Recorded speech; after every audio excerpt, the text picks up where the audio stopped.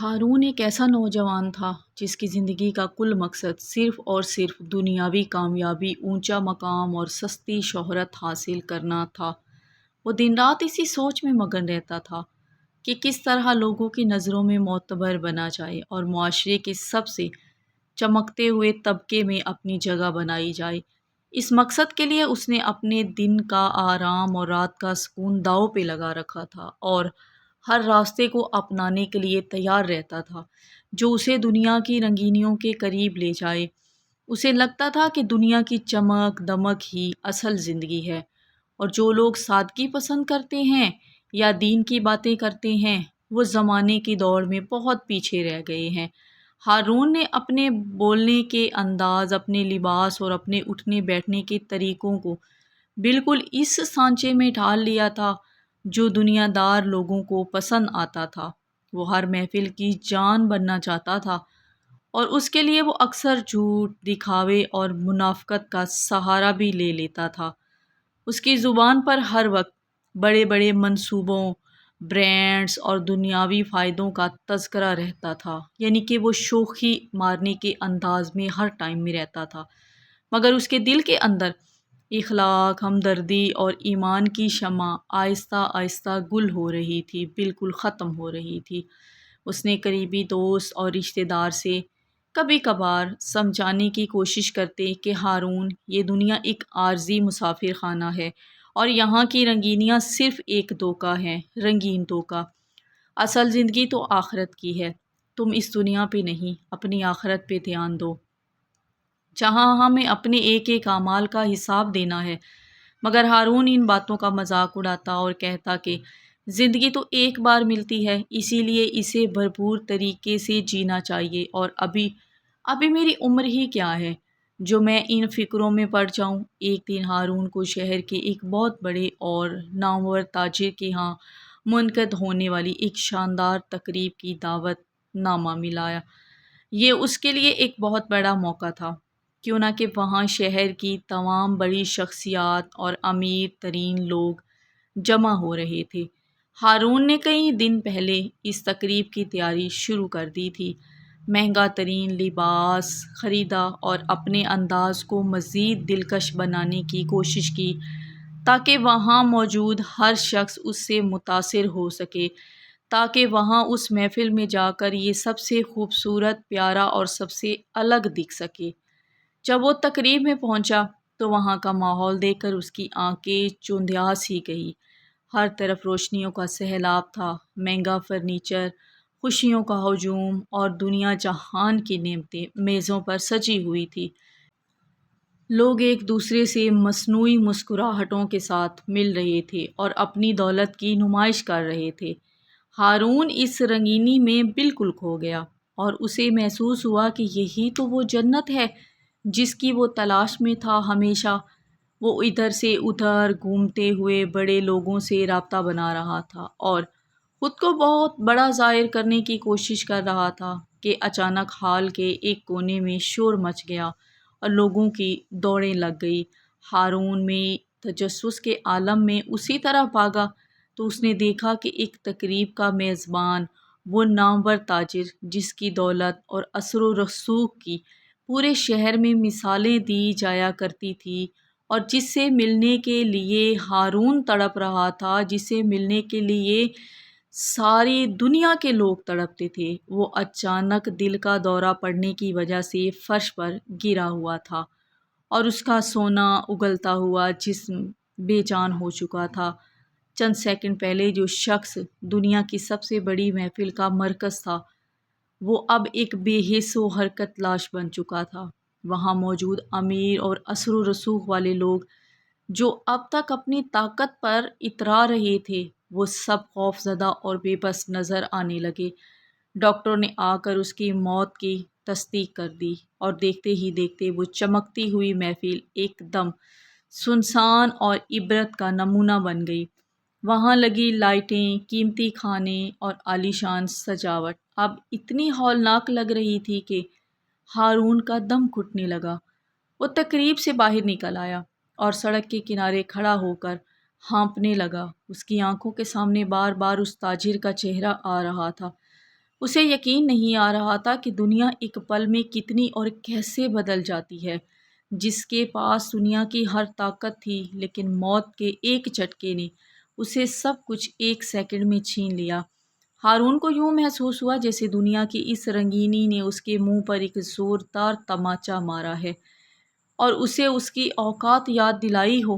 وہ پاگلوں کی طرح سڑک پر چلنے لگا اور اس کے دماغ میں چنچل خیالات کی جگہ ایک خوفناک سچائی نے لے لی تھی۔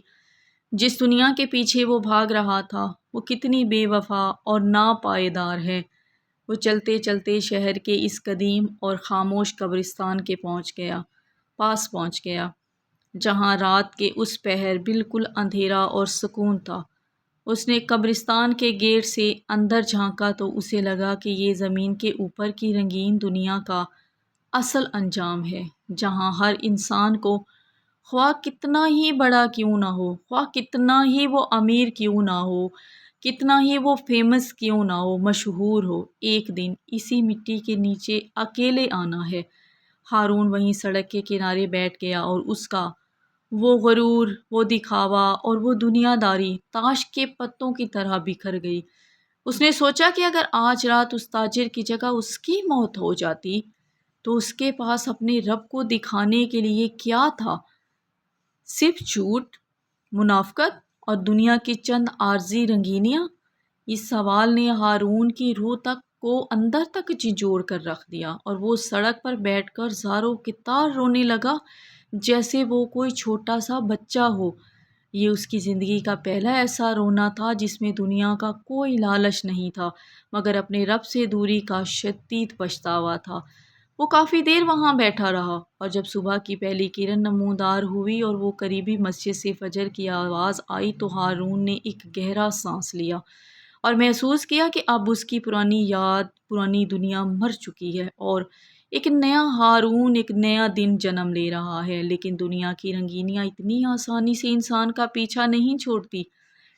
ہارون کے لیے بھی اس سچے راستے پر قدم رکھنا اتنا آسان نہیں تھا، کیوں نہ کہ اس کی زندگی کے کچھ ایسے راز اور کچھ ایسے غلط فیصلے تھے جو اب اس کے سامنے ایک دیوار بن کر کھڑے تھے۔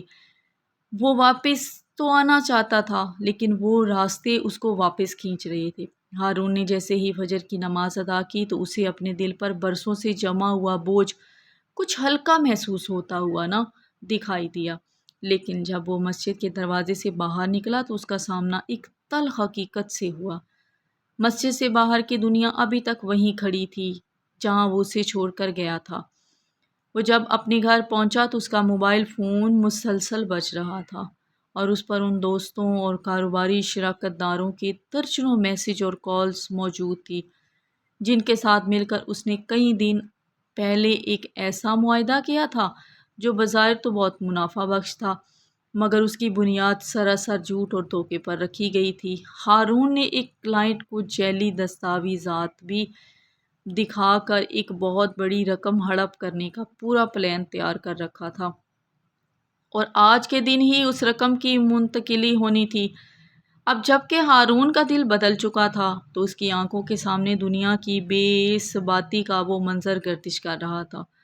اس کے لیے یہ گناہ کرنا ناممکن ہو چکا تھا۔ اس نے دل ہی دل میں فیصلہ کر لیا کہ وہ اس سودے سے پیچھے ہٹ جائے گا اور کلائنٹ کو ساری سچائی بتا دے گا، چاہے اس کے نتیجے میں اسے کتنا بڑا مالی نقصان ہی کیوں نہ اٹھانا پڑے۔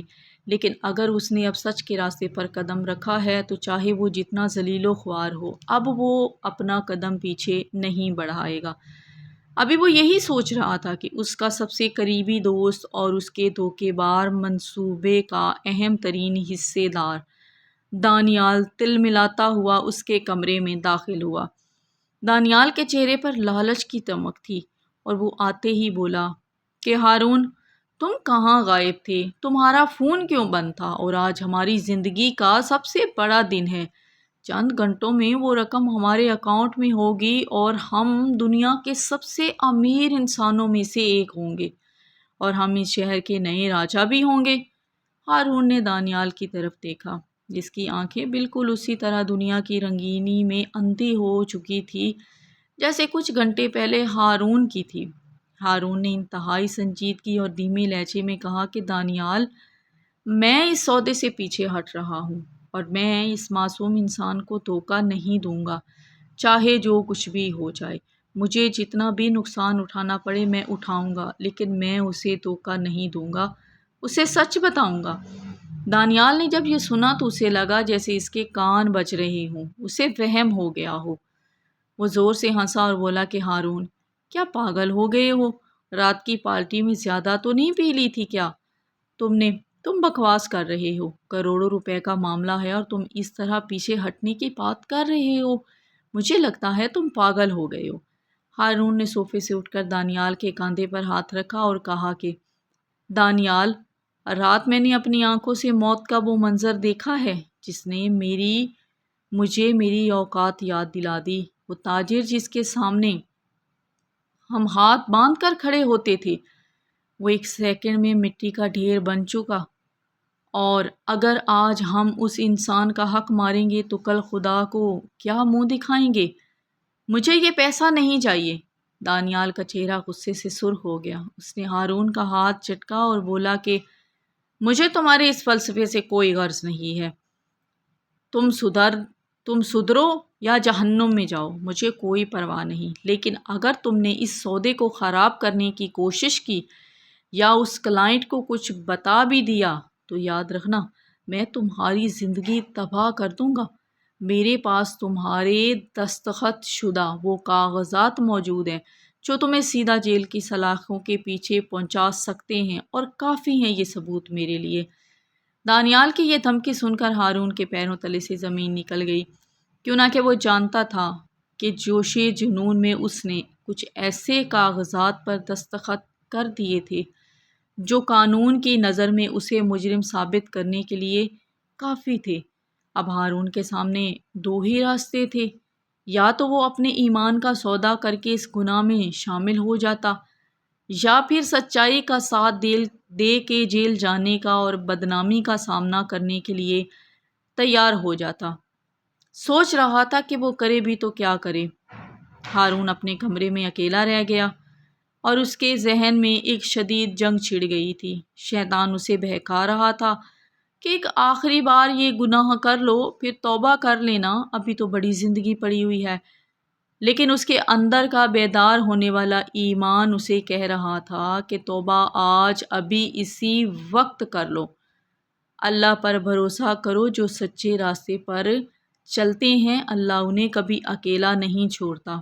ہارون نے وضو کیا اور جائے نماز پر بیٹھ کر اللہ سے مدد مانگنے لگا۔ اس کی آنکھوں سے آنسو جاری تھے اور وہ یہ کہہ رہا تھا کہ یا اللہ، میں نے زندگی بھر گناہ کیے، ایسے گناہ کیے جن کی معافی بھی مشکل ہے، لیکن اب میں سچے دل سے تیری طرف لوٹا ہوں۔ مجھے اس آزمائش میں سرخرو کر دے، مجھے اس آزمائش میں اکیلا مت چھوڑنا اور میرے لیے کوئی راستہ نکال دے۔ ابھی وہ دعا مانگ ہی رہا تھا کہ اس کے دروازے پر دستک ہوئی۔ جب اس نے دروازہ کھولا تو سامنے اس کا وہی کلائنٹ کھڑا تھا جسے وہ دھوکہ دینے والے تھے، اور اس کے چہرے پر شدید پریشانی کے آثار تھے۔ اس کلائنٹ کا ایک وقت ہارون کے گھر آنا کسی بڑے طوفان کا پیش خیمہ تھا جس کا ہارون نے تصور بھی نہیں کیا تھا۔ کلائنٹ کو اپنے سامنے اچانک اس طرح کھڑا دیکھ کر ہارون کا دل تیزی سے دھڑکنے لگا، لیکن اس نے خود کو سنبھالا اور انتہائی احترام کے ساتھ اسے اندر بیٹھنے کے لیے کہا۔ اس کلائنٹ کا نام ساجد صاحب تھا، جو کہ انتہائی شریف نفس اور سادہ لوح انسان تھے۔ ساجد صاحب نے صوفے پر بیٹھتے ہی اپنا سر دونوں ہاتھوں میں تھام لیا اور اس کی آنکھوں سے نمکین آنسو رواں تھے، سفید داڑھی پر گرنے لگے۔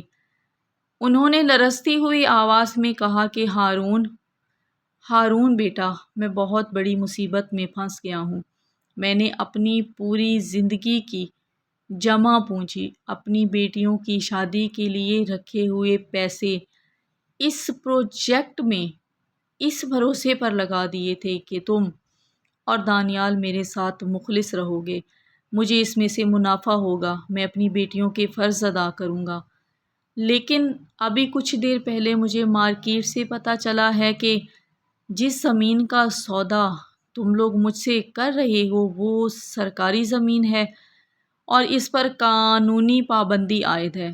اگر یہ بات سچ ہے تو ہارون میں برباد ہو جاؤں گا بیٹا، میری بیٹیاں سڑک پر آ جائیں گی، میری بیٹیوں سے کون شادی کرے گا اور میرا خاندان خودکشی کرنے پر مجبور ہو جائے گا۔ خدا کے لیے مجھے سچ بتاؤ، کیا تم لوگوں نے میرے ساتھ دھوکہ کیا ہے یا دھوکہ کرنے کا سوچ رہے ہو؟ ساجد صاحب کی یہ باتیں ہارون کے دل پر تیر کی طرح لگی اور اسے لگا جیسے اس کے گناہوں کا سارا بوجھ اس کے سامنے مجسم ہو کر کھڑا ہو گیا ہے۔ وہ چاہتا تو دانیال کی طرح جھوٹ بول سکتا تھا، جھوٹ بول کر بات کو دبا بھی سکتا تھا، لیکن رات کے اس عبرتناک واقعے اور سجدے کے سکون نے اسے اتنا بدل دیا تھا کہ وہ اب جھوٹ بولنا تو دور، جھوٹ بولنے کے بارے میں سوچ بھی نہیں سکتا تھا۔ اس نے ایک لمبا سانس لیا اور ساجد صاحب کے گھٹنوں کو چھوتے ہوئے بولا کہ ساجد صاحب، آپ کا شکریہ کہ آپ میرے پاس آ گئے۔ آپ کی بات بالکل سچ ہے، یہ زمین متنازع ہے اور دانیال اور میں نے مل کر آپ کو دھوکہ دینے کا پلان بنایا تھا۔ ہارون کا یہ اعتراف سن کر ساجد صاحب کے پیروں تلے سے زمین نکل گئی، لیکن ہارون نے فوراً ان کا ہاتھ تھام کر کہا کہ لیکن آپ گھبرائیں نہیں، میرا رب اب مجھے بدل چکا ہے، میں ہدایت کے راستے پر آ چکا ہوں، میں آپ کا 1 روپیہ بھی ڈوبنے نہیں دوں گا، میں اس سودے کو یہی منسوخ کرتا ہوں اور آپ کی دی ہوئی بیانے کی رقم آپ کو واپس مل جائے گی۔ ساجد صاحب نے حیرت اور شکر گزاری سے ہارون کو دیکھا، لیکن ہارون جانتا تھا کہ یہ سب اتنا آسان نہیں ہے، وہ جو کہہ رہا ہے اور کرنے میں بڑا فرق ہے۔ کیوں نہ کہ جیسے ہی ساجد صاحب اس کے گھر سے نکلے، دانیال کا فون دوبارہ بج اٹھا۔ دانیال کو معلوم ہو چکا تھا کہ ساجد صاحب ہارون سے ملنے ضرور گئے تھے۔ اس نے فون اٹھاتے ہی غصے سے چہکتے ہوئے کہا کہ ہارون، تم نے سارا کھیل خراب کر دیا نا، تم نے اس بڈھے کو سب سچ بتا دیا۔ اب دیکھو ذرا میں تمہارا کیا حشر کرتا ہوں، میں تمہارا وہ حال کروں گا کہ تم ساری زندگی یاد رکھو گے۔ میں وہ تمام کاغذات پولیس کے حوالے کرنے جا رہا ہوں، روک سکتے ہو تو مجھے روک لو، جن پر تمہارے دستخط ہیں، اور چند گھنٹوں میں تم جیل کی سلاخوں کے پیچھے سڑ رہے ہوگے نا، تب تمہارا دماغ ٹھکانے آئے گا۔ ہارون نے فون بند کیا، اس کا پورا جسم کانپنے لگا، اسے اپنی بدنامی اور جیل کوٹری صاف نظر آنے لگی۔ اس نے سوچا کہ سچائی کے راستے پر چلتے ہی اتنی بڑی مصیبت کیسے آ گئی، لیکن اس کے دل کے کسی کونے سے آواز آئی کہ ہارون، اگر خدا کے لیے جیل بھی جانا پڑے تو وہ اس گناہ کی زندگی سے 1000 درجہ بہتر ہے جو تم اب تک گزار رہے تھے۔ اس نے دانیال کی دھمکی کا خوف دل سے نکالا اور سب کچھ اللہ پر چھوڑ دیا، اور خود ہی قریبی پولیس اسٹیشن جانے کا فیصلہ کر لیا تاکہ وہ خود کو قانون کے حوالے کر کے اپنے گناہ کا کفارہ ادا کر سکے۔ وہ جیسے ہی پولیس اسٹیشن کے دروازے پر پہنچا تو اس کا سامنا ایک ایسے منظر سے ہوا جس نے اس کے ہوش ہی اڑا دیے۔ کیوں نہ کہ وہاں دانیال پہلے سے موجود تھا، لیکن وہ وہاں ہارون کی شکایت کرنے نہیں آیا تھا، بلکہ خود ہتھ کڑیوں میں جکڑا ہوا تھا، اور پولیس افسران اسے ایک اندھیری کوٹری کی طرف دھکیل رہے تھے۔ یہ دیکھ کر ہارون کی آنکھیں پھٹی کی پھٹی رہ گئی کہ آخر دانیال کے ساتھ یہ کیا ماجرا پیش آ گیا۔ ہارون نے جب دانیال کو ہتھ کڑیوں میں دیکھا تو اس کے پیر وہیں جم گئے۔ وہ حیرت زدہ کھڑا تھا، سوچ رہا تھا کہ ایک پل میں ایسا کیا ہو گیا کہ اتنے میں پولیس اسٹیشن کے انچارج انسپکٹر قادر صاحب کی نظر ہارون پر پڑی۔ انسپکٹر قادر ایک نہایت ایماندار اور سخت گیر افسر تھے جن کی شہرت پورے شہر میں تھی۔ انہوں نے ہارون کو اندر بلایا اور کرسی پر بیٹھنے کا اشارہ کرتے ہوئے کہا کہ آؤ ہارون، ہم تمہارا ہی انتظار کر رہے تھے۔ دانیال نے پولیس کی حراست میں تمہارا نام بھی لیا ہے، لیکن اس سے پہلے کہ تم کچھ بولو میری بات غور سے سنو۔ انسپکٹر قادر نے اپنی میز پر کچھ فائلیں سیدھی کی اور بولے کہ دانیال پچھلے 2 سالوں سے ایک ایسے بین الاقوامی گروہ کے ساتھ کام کر رہا تھا جو معصوم لوگوں کو جعلی ہاؤسنگ اسکیموں کے نام پر لوٹتا ہے، اور رات جب اس کے ٹھکانے پر چھاپا مارا گیا تو وہاں سے تمہارے دستخط شدہ کاغذات بھی ملے ہیں۔ لیکن ہماری ابتدائی تفتیش اور دانیال کے اپنے اعترافی بیان نے یہ ثابت ہو چکا ہے کہ تم اس پورے نیٹ ورک کے اصل سرغنہ نہیں تھے، بلکہ دانیال نے تمہاری نادانی اور دنیاوی لالچ کا فائدہ اٹھا کر تمہیں استعمال کیا تھا۔